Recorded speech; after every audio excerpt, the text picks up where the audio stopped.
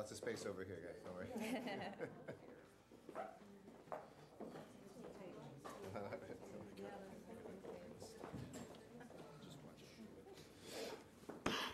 Let's go. Sorry.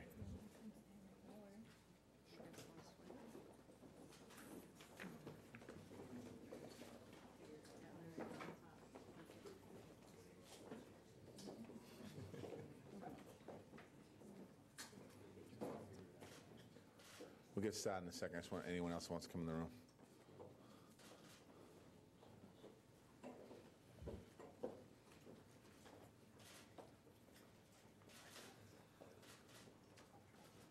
We should have just had this in the hallway. Let me just, as people are coming in, first and foremost, I want to thank all my fellow mayors for joining us here today. This summit was an incredible opportunity for all of us to work together and really make some real progress. And I think every mayor that I've spoken to was excited about how inspiring this summit was, and I truly appreciate it. I want to thank all the United States mayors and Massachusetts mayors, but also in particular give a shout out to the international leaders for joining us today.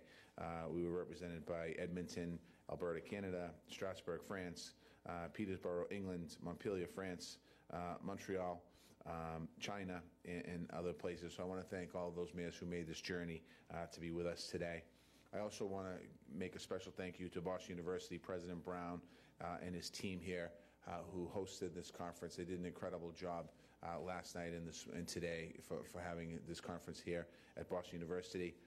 I want to thank Secretary Kerry and Minister McCarthy, Gina McCarthy, for her inspiring words and for their inspiring words and really talking about the groundwork that was laid during their time in the Obama administration. Much of that is what we're talking to do today and what they continue to do every single day. What we did today was really important. We talked about an amazing thing the mayors behind me are doing to protect their city of climate change.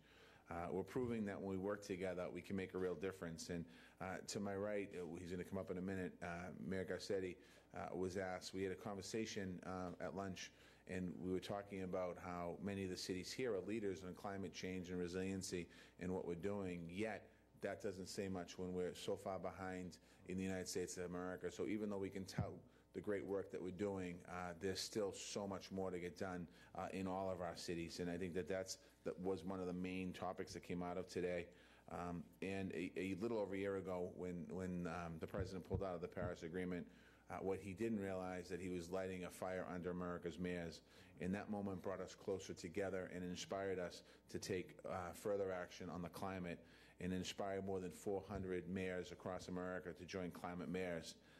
It inspired even more mayors to join Climate Mayors electric vehicle RFI, that Mayor Garcetti is leading, and I want to thank him for that. And I hope that it's going to inspire other cities to join renewable energy RFIs that we did today here in the city of Boston. Already we have Mayor Garcetti involved from Los Angeles, Mayor Turner, Mayor Dyer, Mayor Emanuel, Mayor Haggerty to join the effort, and we hope this list will grow. And I'd be willing to bet that by Monday, when the U.S. Conference of Mayors is done in Boston, there'll certainly be more than nine cities on that list.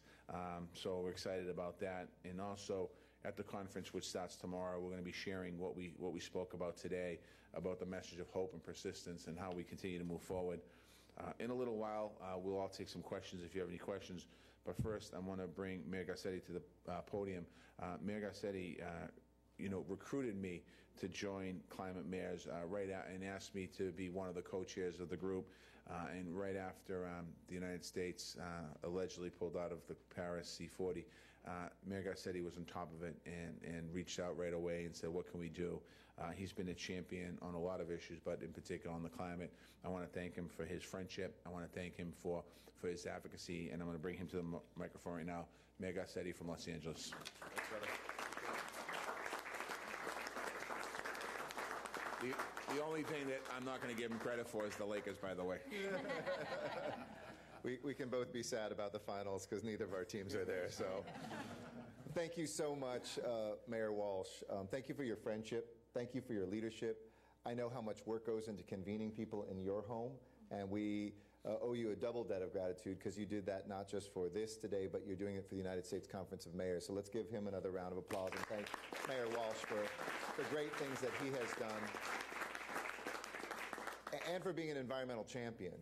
Together with this extraordinary group, I have no doubt this group could solve many of America's, if not the world's, problems. And to see mayors here from Honolulu to Edmonton, Strasbourg, Guangzhou, to see really the world come together at the local level, it's because there isn't a lot that separates us. We live in cities with people who have the same health concerns, same economic aspirations, and the same anxiety and worry about the health of our planet. And I think these climate mayors that are here today are the embodiment of humanity's attempt to not only turn back the tide on what is happening to this globe, but to do it in a way that enriches the life of the people that we are elected to represent as well. As Mayor Walsh mentioned, I think there were a lot of sad people a year ago when we had a president who became the only world leader to say he was going to withdraw from the Paris Climate Accords. But instead of crying, Republicans, Democrats, independents across this country who lead local government said, we don't have to cry, the power is with us. This is a country in which Washington has not given cities power. Cities give Washington power. And in fact, most of the work, no matter who the president is, on buildings and their building codes, on energy and energy grids, on transportation and transportation networks, happen through the work that we do. And what can we do to say, if he's out, we're in? And to date, we have over 400 cities, 406 cities in 47 states. Just as this mayor will probably go around the U.S. Conference of Mayors asking everybody to join the RFI, I'm going to look for those last 3 states, North Dakota, South Dakota, and Mississippi, to find somebody so we can make it all 50 states. But it's an extraordinary list. People in the smallest of towns and the biggest of cities, representing nearly 70 million Americans who are committed to making sure we do the right work. We know that climate change is real. We feel its impact. We don't have the luxury of attacking made-up problems because we have real ones that we have to address, from rising tides to droughts and fires to hurricanes and displacement. This is the work of our time and of our age. And I'm so excited about this RFI, which is a request for information for the uninitiated. But essentially, it is an initiative that allows cities to come together to say we collectively want to increase our market power and our political voice to bring more greener and cleaner energy to our people and to our world. We've done that with electric cars already by saying to car manufacturers, you don't have to think about bidding in one city for one set of cars or vehicles. All of these cities need them, so change the cars and vehicles you're making so that they can be less polluting. It's the same thing with energy here today. To allow us to go to 100% renewable power across this nation, to be able to get to a level where our global emissions coming out of this country are reduced year after year. I also want to make a big announcement about my city, which is that today we are pledging to become a carbon neutral city by 2050. And that is something that I think all of us in our respective cities will be making. We're following in Boston's footsteps, but our emissions are 5 times greater, so we're going to take that inspiration. I've always loved Boston, by the way, going back to sports, because I know Mayor de Blasio isn't here, and he roots anyway for Boston teams, but we've had a mutual enemy in the Yankees for many, many years, the Dodgers and the Red Sox. So we love being inspired by the brilliance coming out of this city, and I know that other cities are going to be making those same sorts of pledges. And I know we can get this done, because in Los Angeles, we cut our global greenhouse emissions in 2016, the last year we've been able to measure, by 11%, equivalent of taking nearly 750,000 cars off the road. And the same year, when people say that's a threat to the economy, our unemployment rate went down 14%. Emissions down 11, unemployment down 14%. These things actually go together. And we created nearly 60% equivalent of all the coal jobs left in America in one city that's 1% of the population. So don't tell me we can't do this and do what's right for not just our planet, but our people as well. So that's what Climate Mayors is all about in a nutshell. Sharing the best practices, pushing each other to catch up, to surpass each other, to leapfrog forward as a group, and to make sure that we save our cities, save our country, and save our planet. And I am so proud to be able to introduce the woman who was part of the class of 2013 when we were all elected together. We've got these mayoral classes. I first met her at the White House when President Obama welcomed us with Vice President Biden to talk about the state of our cities. And Lovely Warren, the mayor of Rochester, distinguished herself in an incredible room. Bill Peduto was there too, a bunch of us were there, and she has been working to make sure that Rochester is a model for resiliency, to reduce greenhouse gas emissions, and we were so thrilled when she joined Climate Mayors last summer. So please welcome Lovely Warren. Thank you. Thank you, Mayor Garcetti. I would like to also thank Mayor Walsh and his team for hosting today's International Mayors Climate Summit. I want to thank both Mayor Garcetti and Mayor Walsh. Both have provided incredible leadership for our nation at a time when Washington has not. Today, I learned best practices from cities around the world that I will be able to take back home to Rochester. The combined efforts of participating cities, mayors acting on climate, can make a real difference on global climate change. Here in the U.S., it's more important than ever that we engage at the local level when the federal government is embracing policies that will make matters worse. Last March in Rochester, we had a major windstorm, followed by a major snowstorm, followed by major flooding of Lake Ontario, all within a few weeks of each other. The flooding and storms wiped out one of our beaches, impacted our businesses, marinas, and citizens. As the mayor of Rochester, I understand that climate change is real. I can see it with my own eyes. But as a mother, I understand that if we don't change how we do business, how we use energy, my daughter and future generations will not have a planet Earth to enjoy. The children in Rochester and children across the country and world deserve no less from us. This is why we adopted a climate action plan with the goal to reduce our greenhouse gas emissions by 40% from 2010 levels by 2030. We completed a new solar array that will divert more than 2,000 tons of carbon dioxide per year from the atmosphere and reduce our reliance on the grid. We are looking at opportunities to expand community solar, transitioning to LED lights, solar roofs, green roofs, and single stream recycling, installing electric charging stations across our city, purchasing energy efficient vehicles, and rolling out bike sharing, ride sharing, and car sharing. These initiatives are cost effective in the long run, and they save taxpayers money. But more importantly, they preserve our community for future generations. But one of my main concerns is that not everyone in our city can afford solar panels. Not everyone in Rochester can afford to replace an old boiler with more efficient technology. Not everyone can afford a new electric or low emission vehicle. So as we talk about climate change as mayors, we also want to make sure that all of our citizens are able to participate in this joint effort to protect our planet. And that is why we are currently working on developing a community solar array that would allow our low to moderate income residents the ability to subscribe and save money on their utilities. We're also looking at energy efficiency when it comes to the construction of affordable housing and so much more. Again, I want to thank Mayor Walsh for hosting us here and for his leadership, and Mayor Garcetti. I know we are returning home with a more robust understanding of how climate change is affecting cities around the world and how we can work together to make our world a world that our children can be proud of for generations to come. Now it's my distinct honor to introduce Mayor Iverson from the city of Edmonton, Canada. Thank you.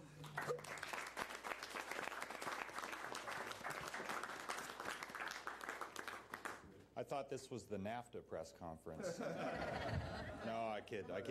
I'm thrilled to be here and bring international gratitude for the leadership that we're seeing in the United States coming from mayors, and in particular that I had the privilege of sitting with here today and learning from. And that's what mayors have been good at. For 86 years of meetings of the U.S. Conference of Mayors, you've gotten together to share best practices. We do the same thing in Canada. I just came, as a matter of fact, from the Federation of Canadian Municipalities conference up in Halifax, where we ringingly endorsed and recommitted over 2,000 members of our organization to the Paris Agreement. So Canada is still in a big way at the local government level. And notwithstanding some decisions in other places. It's very clear. I'm trying to be sensitive about this. It's very, very clear to me that municipal leadership in this country and research partners like folks at Boston University and researchers who we heard from today and industry leaders who are already investing in this are going to make the change regardless of the decisions of any one country, even this administration. And so that is absolutely hope-inspiring for those of us who've been watching things unfold in the United States, that mayors who are, of course, are the leaders who matter the most, making practical decisions and investments on the ground in our communities in partnership, that we have the most stake, and that to see Mayor Walsh and Mayor Garcetti and Mayor Warren and all of these other mayors here and the Climate Mayors Network in person is absolutely inspiring. And so on behalf of my colleagues, the big city mayors of Canada and other local government leaders and Canadians, at least the ones that I get to represent, thank you for your leadership. It's extraordinary. We had done something similar prior to an event that we held in Edmonton a couple of months ago. We had 800 climate scientists from the IPCC come together, and if you can believe it, this was the first time they came together to talk about cities and climate science. Most of their work has been focused on global systems, of course that's important, and regionalized effects.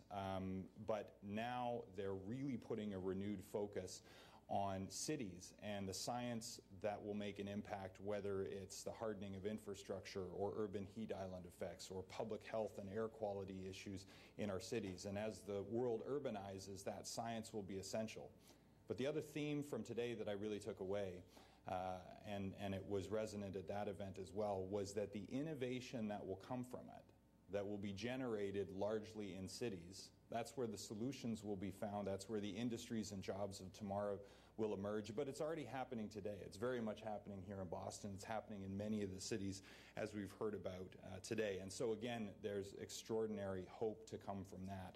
But the commitment we all must have as leaders and as citizens is to making science-based decisions and pursuing science-based policy. And so we brought forward the Edmonton Declaration, which came out of that event, for consideration by the mayors, and the mayor of Pittsburgh has signed on, and he was at our event. Washington, D.C. has signed on, and so we'll be bringing that to the attention of mayors at the U.S. conference here in the next couple of days. But finally, you know, this has hit our community as well. We've had 3 1 in 200-year storms. I've stood in citizens' basements with water up to our knees, watching their possessions float by. We've seen businesses disrupted by increasing weather events. And a couple of years ago, we had 90,000 of our closest friends get evacuated from Wood Buffalo during a devastating forest fire and crashed on our couch for about 4 weeks, and then they're still rebuilding. And so in every part of the world, including energy-producing regions like ours, I think people are ready to have practical conversations about mitigation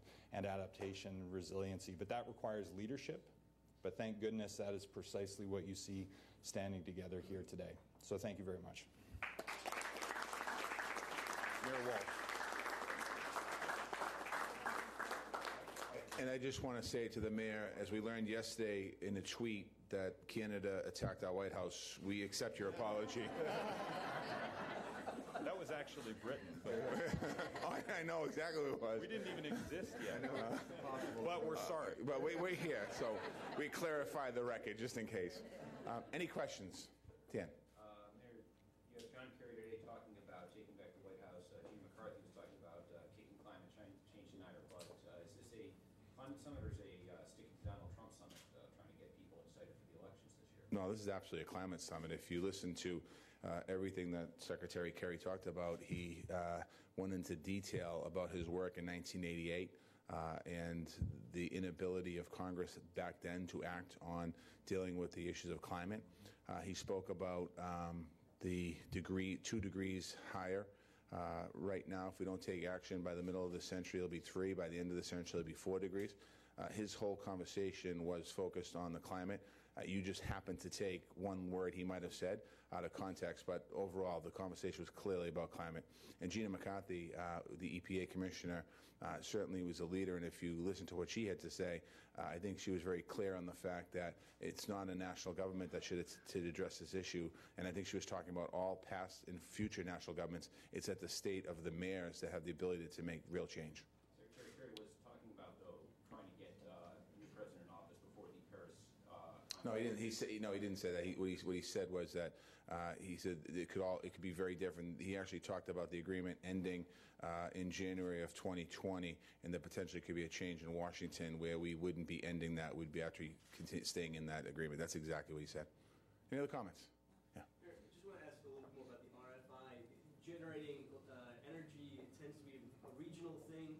How can cities as far apart as Boston and LA work together to Can I jump on that? Sure, Sure, I yeah. want to ask if we can hear from perhaps some of the other mayors who are involved in that, including Mayor Turner, any other. Yeah, we'll start with Mayor Garcetti, and then any mayor that wants to jump in the conversation.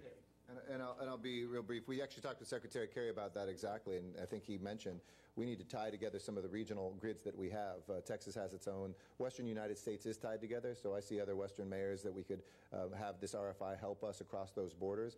We can't yet buy in Boston and Los Angeles off the same grid, but you could have companies that were doing things of scale. And you have connections from the middle of the country that flow out both to the east and west, for instance, for wind power and other things. So whether it would be in-basin solar, whether it be looking at wind power, or even storage. I think a lot of this is going to be about storage and storage solutions. EVs, it's not the same EV in Boston as in Los Angeles, but we're going to buy off the same contract because when you're buying two, you get a better price than one. It can be the same thing with energy storage and some of the energy generation. Yeah, let me just say, we're always looking at ways that we can be innovative.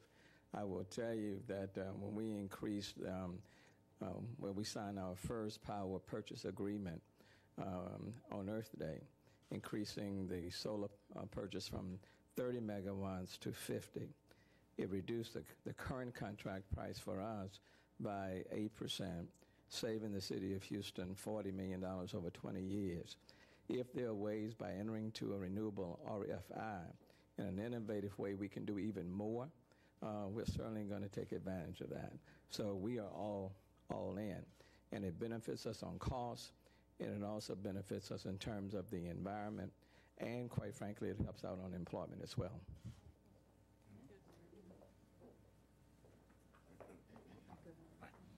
Any other questions? When is RFI supposed to start, and if it started already, Started when already, can people start to see, Huh? Yeah, we put it out. Yeah. Yes, now. It's out right now. Yeah, it's out now. So if you're interested, we're listening. If you got any power. Mayor of Edmonton, Mr. buying the pipeline that transports the dirtiest fossil fuel in the planet is $7.4 billion. What do you think? Well, the resource is actually being produced today. The question is what's the most efficient way, both from a cost point of view and from a carbon point of view, to move it to markets. And quite frankly, because the resource is landlocked, there's a substantial discount on what's being produced today. And that comes at the expense of Albertans and of Canadians, because quite frankly, Americans are getting a very, very good deal on it coming through by train or by other pipelines. And so connectivity to the coast ensures a world price and a more carbon efficient way to move a resource that's being produced today and that there's still demand for another generation. So I can't speak for the federal government, but having spoken with them, I can tell you that they see the development of the economy and the preservation of the environment going hand in hand, but the country has to have the fiscal strength simply by getting a full value for our products in order to be able to fund some of the kind of transition initiatives and innovation projects that it will take to meet the goals of the Pan-Canadian Framework on Clean Growth and Climate Change, which add up to the NDC commitments under Paris. And so it's part of a larger economic and environmental strategy that's integrated, and that's how those things fit together. They're not in conflict? You don't see the conflict between clean energy and climate goals in Edmonton oil? Well, no, there are very few places, if any, in the world that will tell you they're carbon neutral today, and most of the goals are out in the 2050 range. And so what we're talking about is the best way to manage transition and fund transition. And if you're getting a haircut on something you're selling today, and that compromises your ability to invest in transition, then you could actually set it back and slow it down, while at the same time putting the environment at more risk by moving the commodities by rail that are more safely moved by pipeline. No system's perfect, but pipelines crisscross our part of the world, just like Texas, and they're by and large safe and preferable to rail and more carbon efficient. So it's just a plank in a larger economic and environmental strategy that are not at odds with one another, at least not in my estimation.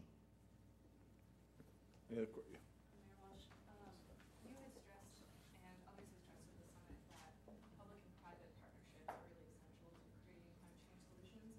So as private companies start to create climate change solutions, how are you going to work to make sure that they're still accessible to low-income communities? We're doing that right now with well, can you be specific on that? We're doing it right now at the Green River Commission, where we have private entities, private developers at the table working to reduce carbon emissions and working with us in the city of Boston, working with the state. But if you have a specific... No, nothing specific, just as those things start to be developed. Well, it was clear. It was clear. Sorry, it was spoken today about, and actually at the meeting yesterday, the Green River Commission, about 70% of the carbon is being produced out of the buildings in our downtown office buildings in town. And what we have to do is continue to bring down the emissions and work with our communities. I mean, the mayor of Rochester just spoke about, trying to work on with low-income families and the issues of replacing their boilers. We have a program in the city of Boston that has a 100% boiler replacement program for low-income families in the city of Boston. So we have those programs in place. We're working with Mass Save and doing audits on homes, working to have more energy efficiency around people's homes. They save them money and save them cost. I think even some degree, some of our utility companies do a grading system of how you're doing with I got mine yesterday, how you're doing with the efficiency in your home. So I think some of those programs cities can actually institute programs to help low-income families where, private development doesn't necessarily need the city to help them with a program. We can lay out a plan on how we want to move forward, but we can actually help low-income residents. And I know that L.A. and Houston and other cities, they're all in Pittsburgh, they're all doing this stuff. So I think that's how we help the lower-income families. Can I give one example? Yeah, okay. Just one example on that. We're part of the Reinventing Cities program. For example, in a community in Houston, low income, there have been 300 acres in that community that have been contaminated. No development at all. What we are doing, and there's a proposal out right now, of taking those 300 acres and turning those 300 acres into usable, like a solar farm. And a part of our request is to ask the private sector to come up with ideas how to utilize this 300 acres, reimagine, reinvent it, turn it into useful, purposeful income producing, and then pump some of those revenue back into that low-income community and create job opportunities for people right there in that neighborhood. Once that happens, we envision that it will transform that entire community. And where it's been underserved and under-resourced for years, it will be reinvigorated and will be benefiting people directly in those communities. It's a complete change for them. I was going to also add, in terms of in Knoxville, Tennessee, we've worked for years to help low-income families become more energy, have their homes or apartments become more energy efficient, and using CDBG and home dollars, and before when there were stimulus dollars, whenever we directly work with low-income families or through our nonprofit or private housing developers, we require certain certifications like Energy Star or Earthcraft. We had in Knoxville some of the first LEED certified affordable housing new construction that was built in our state.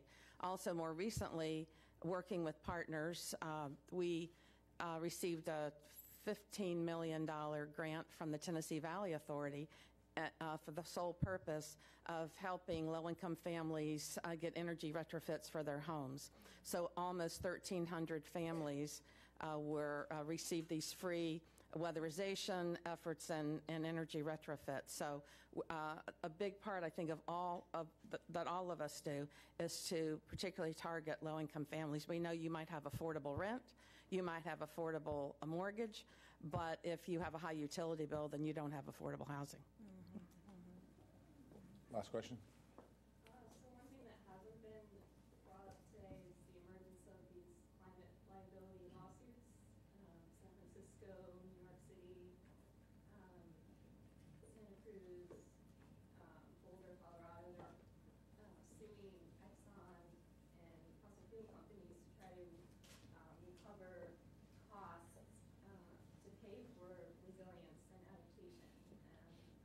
And it's a controversial strategy. There was a letter that the National Association of Manufacturers sent out ahead of the conference trying to get mayors to oppose these lawsuits. So I'm just wondering what your thoughts are about that strategy and if there's been any discussion in senior cities about pursuing this.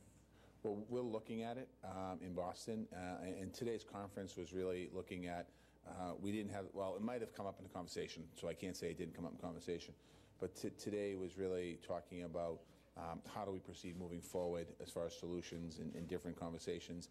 I think if this conference went on for 3 or 4 days, I'm sure that issue would have been probably brought up, but it was not a topic on this conversation because of the length of the conversation. But Boston is looking at it. I'm sure there are other cities possibly looking at it as well. I don't know if anyone wants to try and jump on this.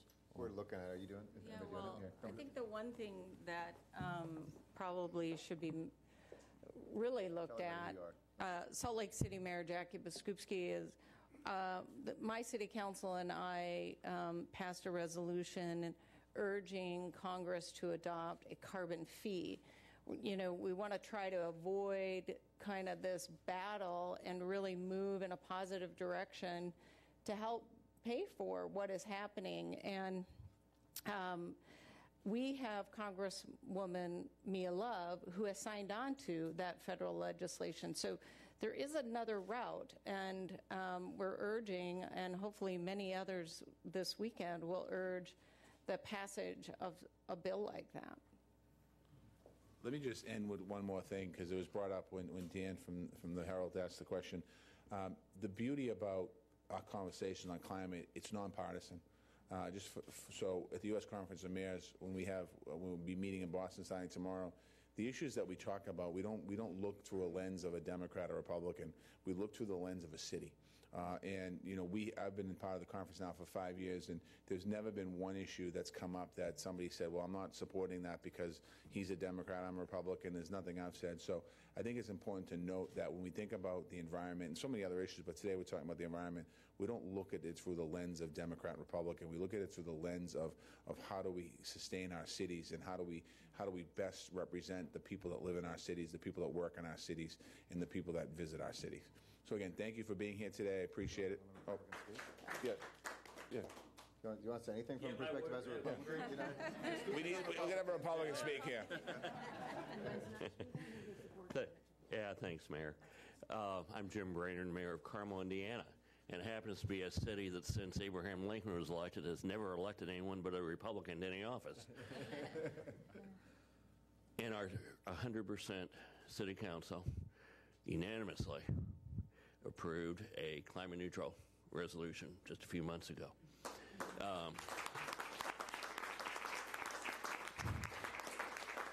And the mayor is exactly correct when he says we don't look at these through, mayors don't have the leisure to be that political. There's no Democratic way or Republican way to fill chuck holes and plow snow and do all the things that mayors do. It's about providing services and helping people make their lives better, improving the quality of life in our communities, and that has nothing to do with partisan politics. I do point out to my Republican colleagues, sometimes to get more of them on board, that it was Republican Teddy Roosevelt that set up our national park system. It was Republican Ike Eisenhower who set up the Arctic Reserve. It was President Nixon/Ford that signed our EPA, our entire federal regulatory system, into place. The Endangered Species Act, the Clean Water Act, the Migratory Bird Act, and many others were passed during that time. It was President Reagan, Republican, that went off to Canada, the Montreal Protocols to deal with the ozone hole. And so traditionally, these have not been the Land and Water Conservation Fund. We can't even get a vote on it now, but it was passed by a voice vote 52 years ago, which means that there was very little controversy about it. That's where we tax oil that's coming out of the ocean to spend it on land to improve the environment of our cities. So traditionally, these have not been partisan issues. Regardless of party, people care about leaving the earth in a better place. I also say my Republican qualities. What about, the root of the word conservative is conserve. And quite honestly, if we are concerned, if you're a conservative, why wouldn't you believe the scientist?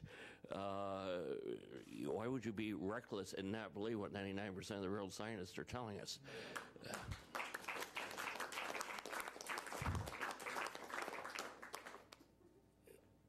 I head up, at our task force, the U.S. Conference of Mayors are headed each by a Democrat and a Republican. And I head up, have since its inception over a dozen years ago, the Climate Task Force. It's had various names, called the Climate Task Force.